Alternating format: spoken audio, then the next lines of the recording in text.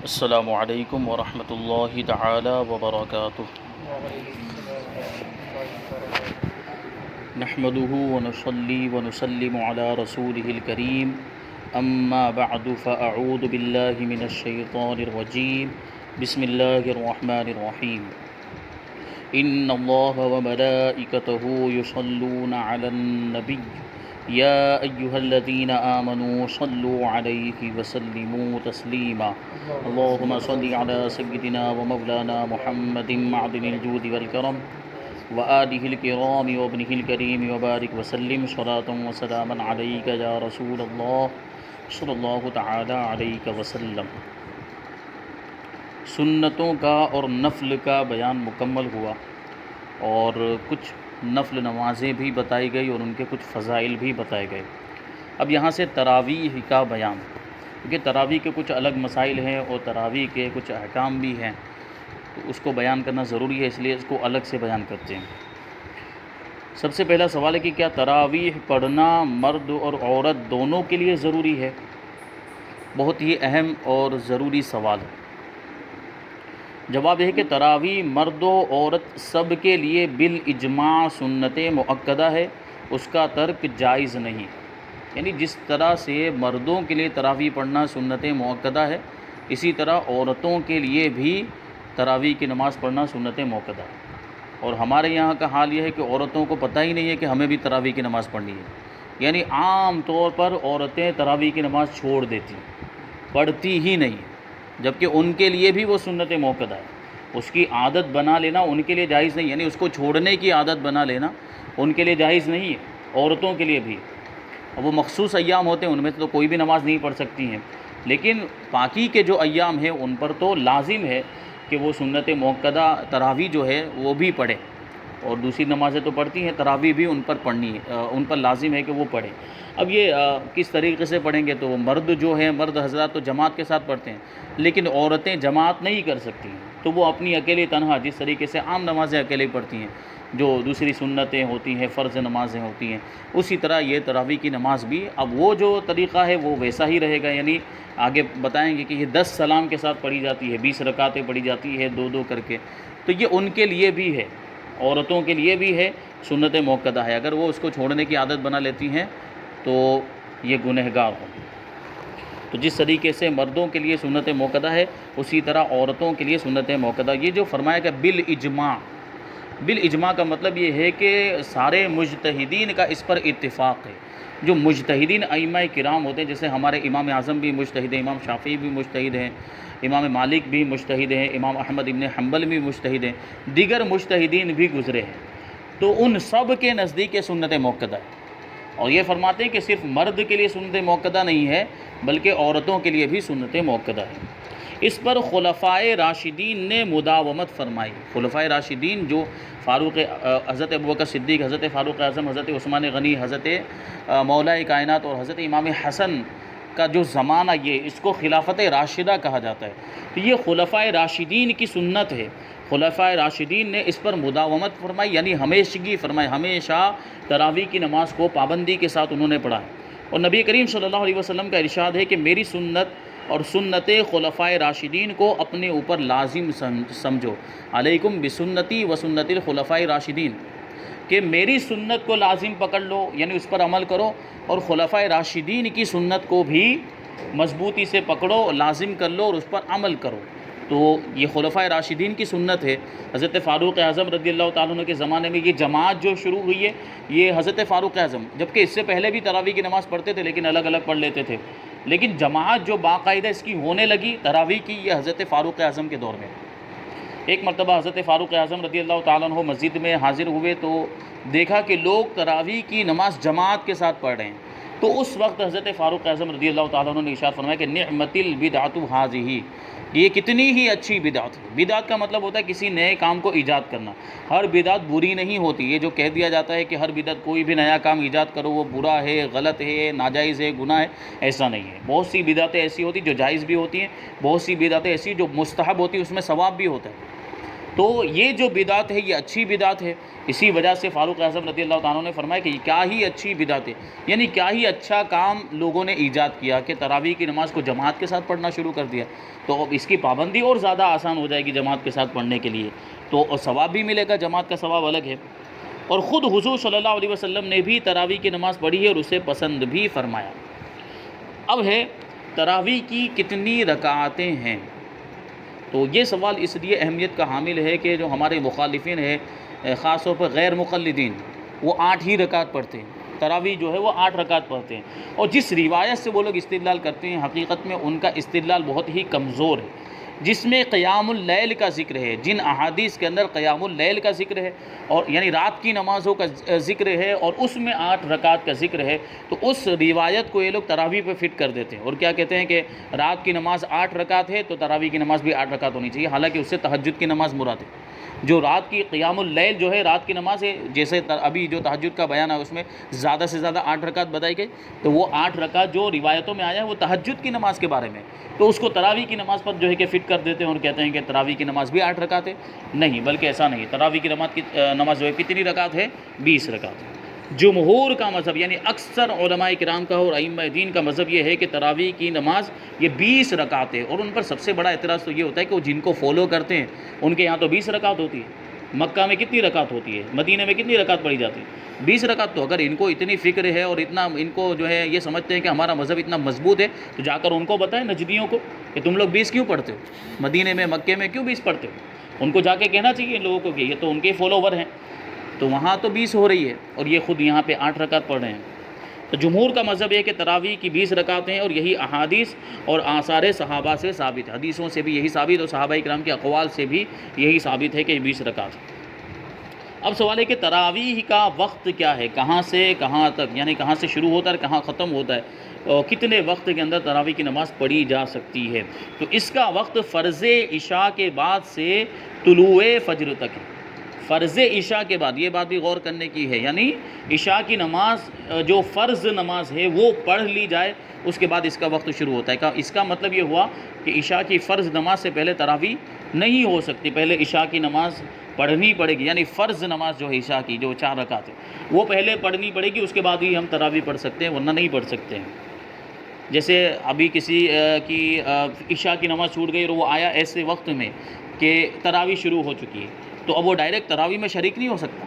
اس کے لیے لازم ہے کہ پہلے عشاء کی نماز پڑھے اور پھر وہ تراویح میں شریک.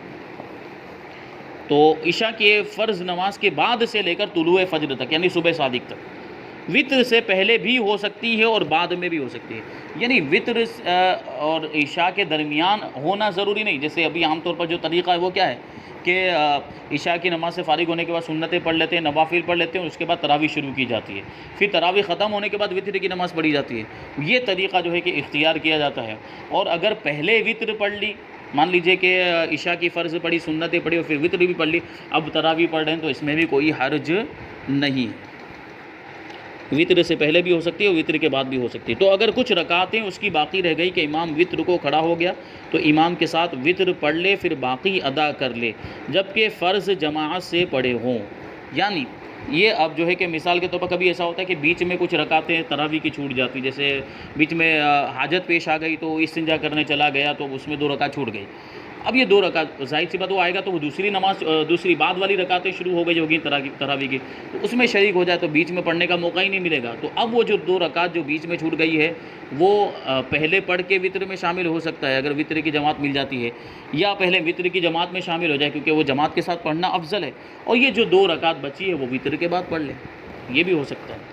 تو وطر کی جماعت میں شریک ہو جائے جبکہ فرض جماعت سے پڑھے ہوں، یعنی عشاء کی جو فرض نماز ہے وہ جماعت کے ساتھ. یہ مسئلہ آگے بتائیں گے کہ اگر عشاء کی نماز جماعت کے ساتھ نہیں پڑھی ہے تو کیا وطر کی نماز جماعت کے ساتھ پڑھ سکتے ہیں کہ نہیں پڑھ سکتے، یہ مسئلہ آگے آئے گا. اسی کے بارے میں یہ ہے کہ اگر عشاء کی نماز جو ہے کہ وہ جماعت کے ساتھ پڑھی ہے تو وطر جماعت کے ساتھ پڑھ لے، اور یہ افضل ہے. اور اگر تراویح پوری کر کے وطر تنہا پڑھے تو بھی جائز، یعنی بیچ میں 3-4 رکعت 2 یا 4 رکعت چھوٹ گئی. 3 رکعت تو ہوتی نہیں ہے، جو تراویح کی جو رکعت ہے 2 ہوتی ہے، 2 کر کے پڑھی جاتی ہے ایک سلام کے ساتھ. تو 2 چھوٹی یا 4 رکعت چھوٹی، اب اس کو پڑھنے لگا، اس میں ہی اس کی وطر کی نماز چھوٹ گئی تو بھی کوئی حرج نہیں ہے۔ اب وطر کی نماز وہ تنہا پڑھ لے، اکیلے پڑھ لے، کیونکہ وطر کے اندر جماعت یہ افضل ہے، یعنی وطر کی جماعت اگر چھوٹ بھی جاتی ہے تو کوئی گناہ نہیں، جبکہ فرض میں جو جماعت ہوتی ہے وہ واجب ہے، وہ بغیر عذر شرعی کے چھوڑ نہیں سکتے، اور عادت بنانے والا گنہگار ہے فرض نماز کے اندر، لیکن اس میں افضل ہے۔ وطر میں اگر چھوٹ بھی جاتی ہے تو کوئی حرج نہیں، لیکن اس کا یہ مطلب نہیں کہ پھر چھوڑتا ہی چلا جائے، پھر جماعت کے ساتھ پڑھے ہی نہ، یعنی ثواب حاصل کرنے کا ایک موقع ملتا ہے ہمیں سال میں ایک مرتبہ، کہ اگر جماعت کے ساتھ پڑھیں گے تو جماعت کے ساتھ نماز پڑھنے کی بڑی فضیلت ہے کہ جماعت کے ساتھ نماز پڑھنا تنہا نماز پڑھنے سے 27 درجہ زیادہ فضیلت رکھتے ہیں، یعنی جماعت کے ساتھ ایک نماز پڑھو اور اکیلے 27 نمازیں پڑھو تو دونوں برابر، یعنی وہ ایک نماز 27 کے برابر ہوتی ہے جماعت کے ساتھ نماز پڑھنا، تو یہ ثواب حاصل کرنے کا، ثواب کمانے کا موقع ہمیں ملتا ہے۔ ویسے تو کتنے گناہوں کے کام کرتے رہتے ہیں، اور نیکیوں کی جہاں بات آتی ہے تو پھر وہاں سستی آ رہی ہے، ان کو کاہلی آ رہی ہے، یہ وغیرہ مسائل ہوتے، تو عام طور پر لوگوں نے یہ عادت بنا لی ہے کہ تراویح سے فارغ ہوئے اب جو ہے کہ پیچھے نکلنا شروع ہو جاتے ہیں، صحن میں جائیں گے، ادھر جائیں گے، ادھر جائیں گے، اور وطر کی نماز الگ یعنی تنہا پڑھتے، جماعت کے ساتھ نہیں پڑھتے۔ تو جو موقع ملا، یہ پورے سال میں تھوڑی جماعت کے ساتھ پڑھی جاتی ہے، یہ تو صرف رمضان میں جماعت کے ساتھ پڑھی جاتی ہے، تو رمضان میں ثواب حاصل، اور رمضان میں ثواب بڑھا بھی دیا جاتا ہے، نفل کا ثواب فرض کے برابر ہو جاتا ہے، اور فرض کا ثواب 70 فرضوں کے برابر ہو جاتا ہے۔ یہ ایسا برکت والا مہینہ ہمیں ملتا ہے، ایک تو جماعت کی ویسے ہی فضیلت، اور اوپر سے ہم یہاں رمضان میں پڑھیں گے تو اور زیادہ فضیلت، رمضان کی برکت بھی شامل، لیکن لوگ رمضان میں بھی سستی سے باز نہیں آتے، اور اس میں بھی ثواب کمانے کے موقع کو گنوا دیا کرتے ہیں۔ ایسے جاہل قسم کے لوگ ہوتے ہیں، اللہ تبارک و تعالیٰ ان کو صحیح سمجھ عطا فرمائے۔ تو اگر تراویح پہلے پڑھ لی، یعنی جو تراویح کی رکعتیں چھوٹ گئی تھی وہ پہلے پڑھ لی، اور پھر وطر کو اکیلے پڑھ لیتے ہیں، تب بھی جائز ہے، کوئی حرج نہیں ہے۔ سوال: اگر تراویح کی نماز فوت ہو جائے تو کیا بعد میں اس کی قضا کرنی ہوگی؟ اب یہ اس پر غور کرنا ہے، کیونکہ تراویح سنت مؤکدہ ہے، اور قضا کس کی ہوتی ہے؟ قضا ہوتی ہے فرض کی یا واجب کی۔ اب تراویح سنت مؤکدہ، اس کا مطلب یہ کہ اس کی قضا نہیں ہے، اسی کو بیان کرتے ہیں کہ اگر تراویح فوت ہو جائے تو ان کی قضا نہیں، اور اگر قضا تنہا پڑھ لی تو تراویح نہیں بلکہ یہ نفل ہے، یہ تراویح ہوئی نہیں، کیونکہ وہ اس کی قضا ہی نہیں۔ اب اگر الگ سے وہ جو ہے کہ پڑھتا ہے بعد میں تراویح کی نیت کے ساتھ، تب بھی وہ تراویح نہیں ہوگی، وقت گزر جانے کے بعد، وقت کے اندر پڑھتا ہے تو ہو جائے گی۔ جیسے یہ عشاء کے بعد پڑھی جاتی ہے تراویح، وہ اس میں شامل نہیں ہو سکا، اب آیا بعد میں، مثال کے طور پر 12 بجے آیا مسجد کے اندر، اب وہ سوچتا ہے کہ تراویح کی نماز پڑھ لوں، تو ابھی تراویح کا وقت ہوتا ہے، وہ تو صبح صادق تک رہتا ہے، تو اب اگر پڑھے گا تو تراویح مانی جائے گی، لیکن وقت نکل گیا، یعنی صبح صادق تک اس نے پڑھی نہیں، اب دوسرے دن پڑھنا چاہ رہا ہے، یعنی پہلے دن کی جو چھوٹی ہوئی اب دوسرے دن پڑھنا چاہ رہا ہے، تو وہ نہیں پڑھ سکتا، اس کی قضا نہیں ہے، وہ نفل کہلائے گی، وہ تراویح کی نماز نہیں کہلائے گی۔ آگے ہے تراویح کی 20 رکعتیں کتنے سلاموں کے ساتھ پڑھنی ہے؟ یہ تو ہم جانتے ہی ہیں کہ کس طرح جو ہے عام طور پر جو تراویح، ہم کسی چیز پر عمل ہونے تو وہ بات ذہن نشین ہو جاتی ہے، وہ چیز اچھی طرح ہمارے دماغ میں بیٹھ جاتی ہے، پھر اس کو یاد دلانے کی یا اس کو ہمیں ذہن میں بٹھانے کی ضرورت نہیں پڑتی، جس پر ہم عمل کرنے لگ جائیں۔ تو جسے تراویح کے بارے میں ہمارا عمل ہے کہ 20 رکعت پڑھتے ہیں 10 سلام کے ساتھ، تو ہمیں یہ بتانے کی ضرورت نہیں، ہمیں معلوم ہے پہلے سے۔ تو اسی طرح جو بھی احکام ہم سیکھتے ہیں، جو بھی چیزیں، مسائل وغیرہ شریعت کے جو یہ مسئلے وغیرہ ہم جو سیکھتے ہیں، اگر اس پر عمل کرنے لگ جائیں تو پھر اس کو یاد رکھنے کی ضرورت ہی نہیں ہے، کیونکہ ہم نے عمل شروع کر دیا ہے تو وہ خود بخود یاد رہیں گے ہمیں۔ نماز کے اندر اتنے فرائض ہیں، وضو کے اندر اتنے فرائض ہیں، اور دیگر جو چیزیں ہیں ہم نے اس پر عمل کرنا شروع کر دیا، تو اب وہ ہمیں خود بخود یاد رہیں گے کہ ہمارا عمل اس پر جاری۔ تو تراویح کی 20 رکعتیں 10 سلام سے پڑھے، یعنی ہر 2 رکعت پہ سلام پھیر دیں، پھر دوسری 2 رکعت پڑھیں، یعنی ہر 2 رکعت پر سلام پھیرے، اور اگر کسی نے 20 پڑھ کر آخر میں سلام پھیرا تو اگر ہر 2 رکعت پر قاعدہ کرتا رہا تو ہو جائے گی، مگر کراہت کے ساتھ، یعنی ایسا کرنا مکروہ ہے۔ بہتر اور صحیح طریقہ تو یہی کہ ہر 2 رکعت پہ سلام پھیر دے، لیکن اس نے کیا کیا کہ ہر 2 رکعت پہ سلام نہیں پھیرا، 2 رکعت پہ قاعدہ کرتا گیا، پھر قاعدہ کرنے کے بعد کھڑا ہو جاتا تھا، اور اسی طرح 20 رکعت ایک سلام کے ساتھ پڑھ لی، اور 20 رکعت مکمل کرنے کے بعد اب اس نے سلام پھیرا، تو یہ مکروہ ہے، لیکن نماز ہو جائے گی۔ اور اگر قاعدہ نہ کیا تھا، یعنی ہر 2 رکعت کے بعد قاعدہ نہیں کیا بلکہ ڈائریکٹ کھڑا ہو جاتا تھا، 2 رکعت مکمل کرنے کے بعد سیدھا تیسری رکعت کے لیے کھڑا ہو گیا، قاعدہ بیچ میں کیا ہی نہیں، تو ایسی صورت میں یہ صرف 2 رکعت مانی جائے گی، یہ 2 رکعت کے قائم مقام ہوگی، یہ 20 رکعت شمار میں نہیں آئے گی، یعنی گویا کہ اس نے تراویح کی ابھی 2 ہی رکعت پڑھی ہے، اب اس کو اور 18 رکعتیں پڑھنی باقی، تو یہ بات بھی ہے۔ اسے عام طور پر تو وہ 10 سلام کے ساتھ ہی پڑھی جاتی ہے۔ آگے سوال ہے کہ تراویح میں قرآن ختم کرنے کا کیا حکم ہے؟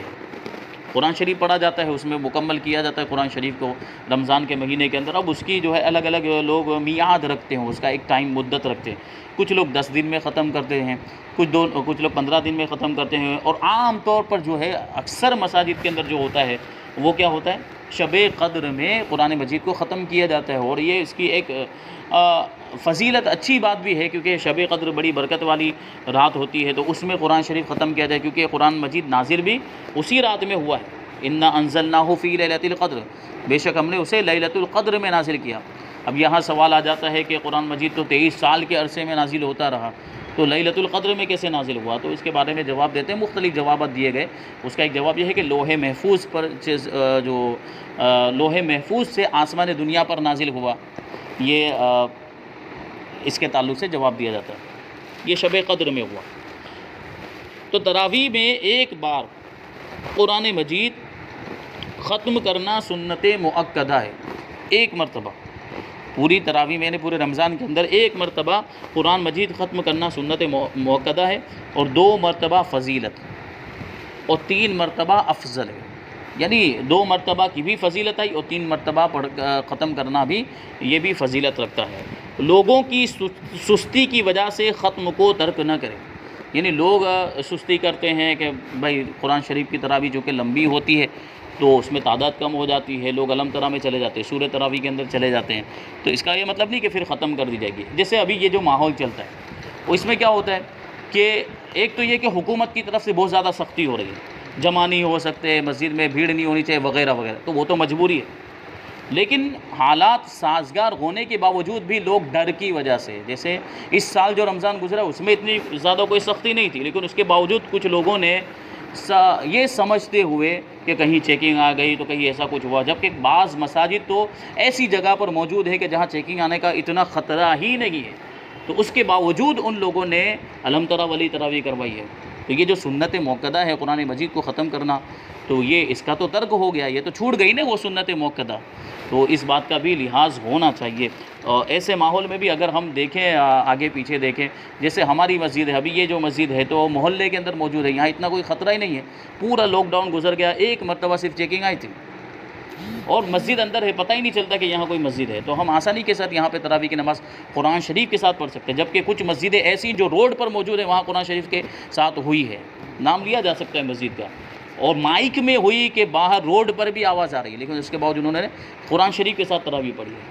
تو تھوڑی تو ہمت ہونی چاہیے، مطلب اللہ تبارک و تعالیٰ کے مقابلے میں ہم قانون سے اتنے ڈرنے لگ گئے، پولیس والوں سے اتنے ڈرنے لگ گئے، خدا کا خوف، مطلب یہ بات بھی رہنی چاہیے نا کہ خدا کا خوف ہونا چاہیے ہمارے دل کے اندر، کہ ہم یہ چیزیں جو کرتے ہیں تو اللہ کے حکم کی وجہ سے، کہ اللہ نے ہمیں حکم دیا ہے، تو اس چیز کا بھی خیال ہونا چاہیے۔ یہ چیز بھی بیان کی جاتی ہے، لوگوں نے دنیا والوں سے ڈرنا شروع کر دیا، خدا سے ڈرنا چھوڑ دیا ہے، تو دنیا والوں سے ڈرنے لگ گئے۔ خدا کا خوف ہوتا اگر تو دنیا والوں کا خوف ہی نہیں رہتا، یہ بات بھی رہے۔ ترویحہ کسے کہتے ہیں؟ جو تراویح جو لفظ ہے یہ جمع ہے بوچن، کس کا ہے؟ ترویحہ، ترویحہ اس کا واحد ہے، یہ ترویحہ سے ہی تراویح بنا ہے۔ تو ترویحہ کیسے کہتے کسے ہیں اس کو بیان کرتے ہیں کہ ہر چار رکعت پر اتنی دیر تک بیٹھنا مستحب ہے جتنی دیر میں 4 رکعتیں پڑھیں، اسے ترویحہ کہتے ہیں۔ ترویحہ کا مطلب آرام کرنا، ترویح کا مطلب 4 رکعت پڑھنے کے بعد اتنی دیر تک بیٹھنا کہ اس میں 4 رکعت پڑھی جا سکے، وہ 3 منٹ کا بھی وقفہ ہو سکتا ہے، 2 منٹ جو ہے کہ 4 منٹ کا بھی ہو سکتا ہے، تو اس میں 4 رکعت پڑھی جا سکتی ہے۔ اب ہمارے یہاں عام طور پر اتنا لمبا وقفہ نہیں کرتے ہیں، تھوڑا سا وقفہ جس میں دعا وغیرہ کچھ پڑھی جاتی ہے بیچ میں 4 رکعت کے بعد، تو وہ بھی ترویحہ کے حکم میں آ سکتا ہے، آرام کرنے کے حکم میں آ سکتا ہے۔ تو یہ اسی وجہ سے اس کو تراویح بھی کہا جاتا ہے کہ اس میں ہر 4 رکعت کے بعد ایک وقفہ ہوتا ہے، ہر 4 رکعت کے بعد اس تھوڑی دیر کے لیے ہم لوگ بیٹھتے ہیں، یعنی آرام کرتے ہیں، گویا کہ تھوڑا سکون لیتے ہیں، تو اس کو تراویح اسی وجہ سے کہا جاتا ہے۔ اب ترویحہ میں کیا کرنا چاہیے؟ جو درمیان میں 4 رکعت کے بعد ہم بیٹھیں گے اس میں ہمیں کیا کرنا ہے؟ تو اس بیٹھنے میں اسے اختیار ہے کہ چپ بیٹھا رہے، یا کلمہ پڑھے، یا تلاوت کرے، یا درود شریف پڑھے، یا 4 رکعتیں تنہا نفل پڑھے، جماعت سے مکروہ ہے۔ نفل نماز کے بارے میں پہلے بھی بتایا گیا کہ جماعت کے ساتھ نہیں پڑھ سکتے، تو وہ جو بیچ میں جو وقفہ ہے اس میں ہم جو ہے کہ یہ سب چیزیں کلمہ بھی پڑھ سکتے ہیں، تلاوت بھی کر سکتے ہیں، درود شریف بھی پڑھ سکتے ہیں، یا دوسری نماز بھی بیچ میں ہم پڑھ سکتے ہیں، یا یہ تسبیح پڑھے جو عام طور پر تسبیح پڑھی جاتی ہے، وہ تسبیح یہ بیان کرتے ہیں سبحان ذی الملک والملکوت، سبحان ذی العزت والعظمت والکبریاء والجبروت، سبحان الملک الحی الذی لا ینام ولا یموت، سبوح قدوس ربنا ورب الملائکۃ والروح، لا الہ الا اللہ نستغفر اللہ نسألک الجنۃ ونعوذ بک من النار۔ اب یہ مختلف جو ہے الفاظ کے ساتھ الگ الگ یہ دعا تھوڑی بہت تبدیلی کے ساتھ یہ آتی ہے، کہیں پہ کچھ لکھا کہیں پہ کچھ، تو وہ جو بھی دعائیں ہیں وہ پڑھی جا سکتی ہے۔ یہ اس کو تراویح کی تسبیح بھی کہا جا سکتا ہے، تراویح کی دعا بھی کہا جاتا ہے، یہ پڑھتے ہیں ہر 4 رکعت کے بعد، ٹھیک ہے، تو یہ دعا بھی پڑھی جا سکتی ہے۔ اب اس میں ایک جو چیز خاص طور پر وہ بیان کرنا چاہتا ہوں وہ ہے جو اس میں ایک لفظ آتا ہے سبحان ذی العزت والعظمت، اس میں جو بیچ میں عین کے بعد جو زو ہے، زو کے اوپر زبر ہے، اور عام طور پر لوگ کیا پڑھ دیتے ہیں عظمتی، پہلی بات تو اجمتی پڑھتے ہیں لوگ، جو جن کو مخارج نہیں آتے وہ تو اجمتی پڑھ دیتے ہیں، تو وہ بھی غلط ہے، وہ تو غلط ہے ہی ہے۔ لیکن اگر مخرج کسی کو آتے بھی ہیں اور وہ عظمتی پڑھتا ہے، یعنی رو پر زبر کی جگہ پر جزم پڑھ دیتا ہے، عظمتی پڑھ دیتا ہے، تو اس کا معنی بہت غلط ہو جاتا ہے۔